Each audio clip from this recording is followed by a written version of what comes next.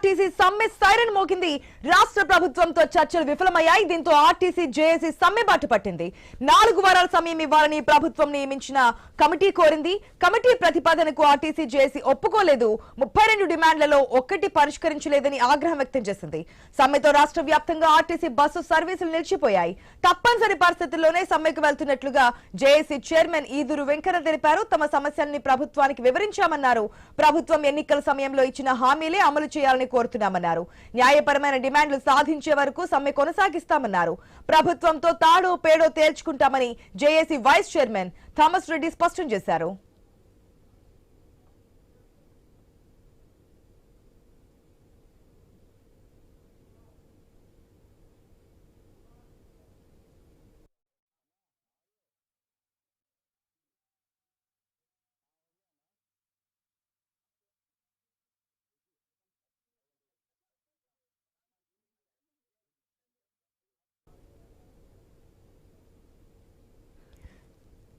Right, నిన్న ఏదైతే మనం చూసామో ఆర్టీసీ జేఏసీ ప్రభుత్వంతో జరిగినటువంటి చర్చలు విఫలం కావడంతో ఈ రోజు సమ్మె బాట పట్టినట్టుగా తెలుస్తోంది.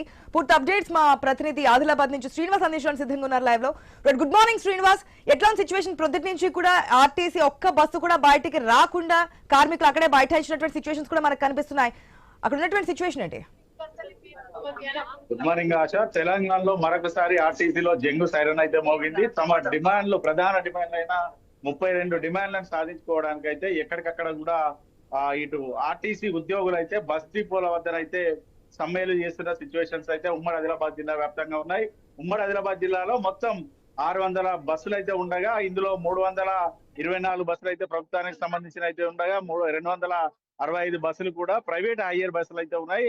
అయితే ఉదయం నుంచి కూడా ఈ రోజు తెల్లవారుజాము నుంచి కూడా ఎక్కడికక్కడ కూడా బస్ డిపోలకే బస్సులు అయితే పరిమితమైన సిచ్యువేషన్స్ ఉన్నాయి. ఏదైతే కాంగ్రెస్ ప్రభుత్వం అధికారంలోకి వచ్చేటప్పుడు తమకు ఏవైతే ప్రధాన డిమాండ్లు ఇచ్చిందో ఆ డిమాండ్లు సాధించే వరకు కూడా తాము సమ్మెను విరమించబోయేది లేదంటూ కూడా ఆర్టీసీ జేఏసీ నాయకులతో పాటు ఆర్టీసీ ఉద్యోగులు అయితే చెప్తున్న సిచ్యువేషన్స్ అయితే ఉన్నాయి. ప్రస్తుతానికి నేను మంచిర్యాల ఆర్టీసీ డిపోలో ఉన్నాను. మనతో పాటు కొంతమంది ఆర్టీసీ జేఏసీ నాయకులు, ఉద్యోగులు కూడా ఉన్నారు. వారిని అడిగి సార్ చెప్పండి, దాదాపుగా గత ప్రభుత్వంలో కూడా మీరు 55 రోజుల పాటు అయితే సమ్మె చేసి కొన్ని హక్కులు అయితే సాధించుకున్నారు. ప్రస్తుతానికి మీ ప్రధాన డిమాండ్లు ఏంటి? మీరు ఈ రోజు సమ్మె చేయడానికి గల కారణాలు ఏంటి? నేను మంచిర్యాల డిపో జేఏసీ కన్వీనర్ గా మాట్లాడుతున్నాను. యాక్చువల్గా మా డిమాండ్స్ అంటే ప్రభుత్వానికి విలీనం చేయాలి వర్కర్లని, రెండోది వచ్చేసి యూనియన్స్ ఇవ్వాలి, మూడోది వచ్చేసి ఎలక్ట్రిక్ బస్ దాన్ని క్యాన్సిల్ చేసేసి గవర్నమెంట్ కొని గవర్నమెంట్ నడిపించాలి మాతోటి. అది మెయిన్ డిమాండ్స్ ఉన్నాయి. ఉద్యోగ భద్రత ఒకటి లేదు, అది కూడా కల్పించాలి. దాదాపు గతంలో కాంగ్రెస్ పార్టీ అధికారంలోకి వస్తే ఖచ్చితంగా ఆర్టీసీని ప్రభుత్వంలో విలీనం చేస్తామని హామీ ఇచ్చారు. మీకున్నటువంటి పెండింగ్ ఉన్న పిఆర్సీలు కూడా ఇస్తామనేసి ప్రకటనలు అయితే చేశారు. అసలు ప్రభుత్వం అధికారంలోకి వచ్చి 3 ఏళ్ళు గడుస్తుంది, ఎట్లా ఉంది పరిస్థితి? ప్రభుత్వం రాకముందుకు రేవంత్ రెడ్డి గారు మాకు ఎన్నో హామీలు ఇచ్చారు. ఆ హామీలు ఇంతవరకు ఒక్కటి కూడా నెరవేర్చలేదు. మాకు గవర్నమెంట్ లో విలీనం చేస్తాం మేనిఫెస్టోలో పెట్టారు, అది కూడా ఇంతవరకు అమలు చేయలేదు. మేము గత 40 రోజుల క్రితమే మేము ఆల్రెడీ నోటీస్ ఇచ్చాం, స్ట్రైక్ నోటీస్. దాన్ని నిన్నటి వరకు కూడా కాలయాపన చేసి రాత్రి 11 వరకు కూడా కాలయాపన చేసిండ్రు. మేము అర్ధరాత్రి వరకు కూడా వేచి చూసాం. ఎందుకంటే కనీసం కంపల్సరీ మాకు క్లియర్ చేస్తారు, సమస్య లేకుండా చేస్తారు, సమ్మలే పోకుండా చూసాము.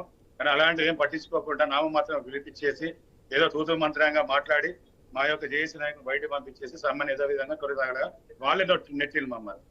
దాదాపు ఇటు ఆర్టీసీలో కొత్త ఉద్యోగులు అయితే వచ్చింది లేదు, ఉన్న ఉద్యోగులతో రిటైర్మెంట్ అవుతా ఉన్నారు, కొత్తగా ఉద్యోగాల రిక్రూట్మెంట్ లేదు, ఉన్న వాళ్ళతో కూడా పనిభారం అయితే సాగుతుంది. ఏం డిమాండ్ చేస్తా ఉన్నారు? గతం ఇంత ముందు మా ఆర్టీసీలో 48 మంది దాదాపు కార్మికులు ఉంటుండే. నా ప్రజెంట్ ఇప్పుడు 36 నుంచి 37 మంది కార్మికులు ఉన్నారు. ఆ పని భారం మొత్తం ఉన్న వర్కర్ మీద పెట్టేసి చాలా ఇబ్బంది చేస్తున్నారు. మా కార్మికులు ప్రతి ఒక్కరు పేషెంట్లు అవుతుంది దీనివల్ల. ఇంతకుముందు మాకు ఈ మహాలక్ష్మి స్కీమ్ రాకముందుకు బస్సులో 50 నుంచి 60 మంది ట్రాన్స్పోర్టింగ్ అవుతుండే. ఇవాళ అట్లాంటిది 120 నుంచి 130 మంది తీసుకెళ్తే మా కండక్టర్ డ్యూటీ చేయలేక చాలా ఇబ్బంది పాలవుతున్నారు, సస్పెండ్ లకు గురవుతున్నారు, చాలా మనోవేదనకు గురయ్యి చాలా ఇబ్బంది పడుతున్నారు. మనతో పాటు కొంతమంది మహిళా ఉద్యోగులు కూడా ఉన్నారు, వారిని కూడా అడిగి మేడం చెప్పండి. ఓవైపు ఏమో మంత్రి ఏమో ఎక్కడ కూడా ఆర్టీసీ నష్టాలు లేదు, లాభాల్లో ఉన్నది, మహాలక్ష్మి స్కీమ్ ద్వారా మేము ఆర్టీసీని ఆదుకుంటున్నాం అనేసి ఏమో ఇక మంత్రి చెప్తా ఉన్నారు. అసలు మీ డిమాండ్స్ ఏంటి? మీకు ఎటువంటి ప్రాబ్లమ్స్ ఉంది? మా డిమాండ్స్ వచ్చేసి 3 ప్రధాన డిమాండ్. ఫస్ట్ ఆఫ్ ఆల్ మళ్ళీ ప్రభుత్వంలో విలీనం చేస్తారని కాంగ్రెస్ గవర్నమెంట్ రాకముందు మేనిఫెస్టోలో పెట్టారు. ఫస్ట్ ఆఫ్ ఆల్ ఆ డిమాండ్ క్లియర్ చేయాలి. తర్వాత మా కార్మిక సంఘాలు మా పునరుద్ధరించాలి మా యూనియన్. తర్వాత వచ్చేసి పెండింగ్ ఉన్న డిఏ టిఆర్సీలను వాటిని విడుదల చేయాలి. ఇంకొకటి మా ఎలక్ట్రికల్ వెహికల్స్ హైదరాబాద్ లో టోటల్ 26 డిపోస్. ఆ 26 డిపోస్ మొత్తం కూకటి వేర్లతో పిక్కించేటట్టు మొత్తం ఎలక్ట్రికల్ వెహికల్స్ తీసుకొచ్చి వాళ్ళు ప్రైవేట్ వాళ్ళని తీసుకొచ్చి మా ఆర్టీసీలో పెట్టేసి మమ్మల్ని బయటకు గెంటేసే పరిస్థితి నెలకొంది. కాబట్టి సమ్మె అనివార్యమై మేము సమ్మె నిన్న రాత్రి 10-11 గంటల వరకు మేము వెయిట్ చేసి సానుకూలంగా స్పందిస్తారేమో, మా డిమాండ్లను నెరవేరుస్తారేమో అని వేచి చూసి ఆ తర్వాత మేము నిర్ణయం ఈ సమ్మె నోటీస్ కూడా మేము ఇవాళ నిన్ననో మొన్ననో ఇచ్చింది కాదండి. మార్చి 13వ తారీఖు మేము సమ్మె నోటీస్ ఇవ్వడం జరిగింది. అయినను కూడా వాళ్ళ నుంచి ఎలాంటి రెస్పాండ్ రాకపోయేసరికి రాత్రి 10 గంటల 11 గంటల వరకు వెయిట్ చేయడం జరిగింది. ఆ తర్వాతనే మేము సమ్మెకి దిగాల్సి వచ్చింది. ఈ సమ్మెతో మా బతుకులు అటో ఇటో తేలాల్సింది, తగ్గేదే లేదు. సార్ చెప్పండి, అసలు దాదాపుగా 32 డిమాండ్లు అయితే మీరు ప్రభుత్వం ముందుంచారు. స్ట్రైక్ నోటీస్ ఇచ్చిన తర్వాత 40 రోజుల తర్వాత ఈ రోజు సమ్మెకి పోయారు. ప్రభుత్వం నుంచి స్పందన లేకపోవడంతో ఏం డిమాండ్ చేస్తున్నారు? ఇంకా రానున్న రోజుల్లో సమ్మె ఏ రకంగా మీరు చేయబోతా ఉన్నారు? ముఖ్యంగా శాఖ మంత్రి కేవలం కాలయాపన చేయడానికి కనిపిస్తుంది.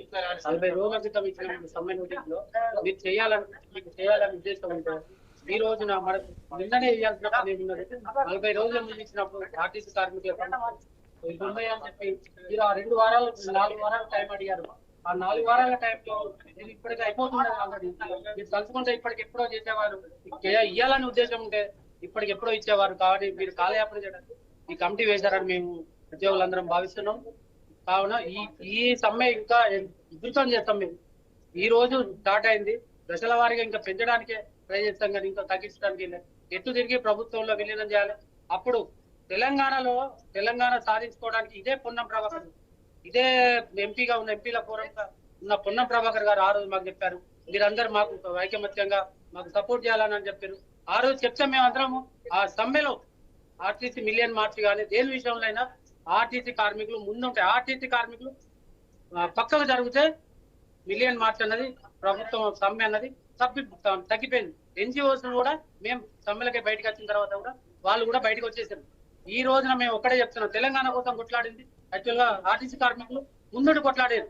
కానీ ఈ రోజున మమ్మల్ని మా తెలంగాణ వస్తే మా బ్రతుకులు మార్చే ఉద్దేశం కొద్ది అప్పుడు చెప్తే మా పిల్లలకు మా భావి తరాలకు ఉద్యోగాలు దొరుకుతాయంటే ఈ రోజున ఒక్కొక్కరిగా రిటైర్మెంట్ అవుతున్నారు కానీ ఒక్కరు కూడా మాకు జాబ్ రావట్లేదు.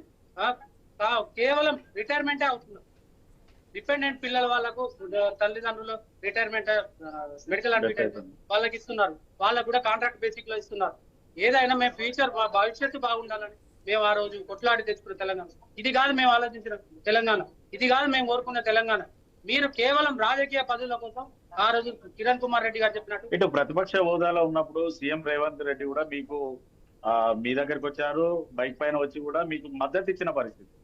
కానీ ప్రస్తుతానికి ఆయన సీఎం గా ఉన్నారు, కానీ మీ సమస్యలు మాత్రం అలానే ఉన్నాయి. ఓవైపు కాంగ్రెస్ పార్టీ ఏమో ప్రజాపాలన అంటుంది. వాస్తవానికి ప్రజాపాలన సాగుతుందా, ఎట్లా ఉంది? ప్రజాపాలన కాదు కదా, ప్రజాపాలన అంటున్నారు. ప్రజలకు ఏం చేస్తున్నారో రేవంత్ రెడ్డి గారిని విమర్శించుకోవాలి చూస్తున్నాం. మేము కూడా ప్రజలమే, మేము కూడా ప్రభుత్వంలో భాగమే. మాకు ఓట్లున్నాయి, మేము కూడా ఓట్లేసి ప్రతి ఒక్క బస్సులో వచ్చిన వాళ్ళందరూ మోటివేట్ చేసి ఆర్టీసీ కార్మికులు ముందు ఉండాలి, మమ్మల్ని గెలిపిస్తాం, మీకు అది చేస్తాం ఇది చేస్తాం అని మాకు 31 హామీలు ఇచ్చారు. మేము కూడా అదే కోరుకుంటున్నాం. మీరు ఇచ్చిన హామీలే నెరవేర్చమని మేము ఈ రోజున ముఖ్యమంత్రి గారిని కోరుకుంటున్నాం. కానీ మాకు ఇచ్చే పొజిషన్ లో వారు లేరు, మాకేం చేస్తారు, మమ్మల్ని కోస్తూ తింటారు, అటువంటి కరెక్ట్ కాదని మేము ముఖ్యమంత్రి గారు మీ ద్వారా మేము సవినంగా వినవి చేస్తున్నాం. ఎందుకంటే మేము మీ పిల్లలమే, మేము కూడా మీ తెలంగాణలో భాగమే, ఆర్టీసీ కార్మికులు కూడా తెలంగాణలో భాగమే. కావున మాకు కూడా మా న్యాయపరమైన మేమే గొంతగమ్మ కోరికలు కోరుకుంటలేదు.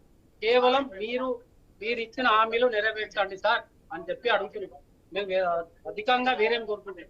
మీరు ఇచ్చిన హామీలు మీరు పెట్టిన మెయిన్ పెట్టిన committee chairman Sridhar Babu sir తెలుసు, ఏమి ఇచ్చారు ఏం కథ అన్నది వాళ్ళందరికీ తెలుసు. వారే సమస్యల గురించి మేము పోరాడుతున్నాం. ఈ రోజున 48,000 మంది ఉద్యోగులు ఆర్టీసీలో ఇప్పుడు 35,000 మందికి వచ్చారు. 35,000 మంది చేసే 48,000 చేసిన మంది చేసిన పనులు ఇప్పుడు 35,000 మంది చేస్తున్నారు.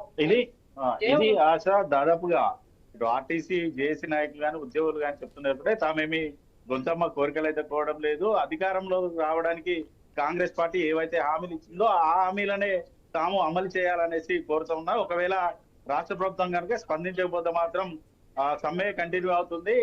ఎక్కడ కూడా తాము తగ్గేది లేదు. ఖచ్చితంగా తమ డిమాండ్లను రాష్ట్ర ప్రభుత్వం ఒప్పుకుంటూనే సమ్మె విరమిస్తామంటూ ఉద్యోగుల సంఘాలు అయితే చెప్తా ఉన్నారు.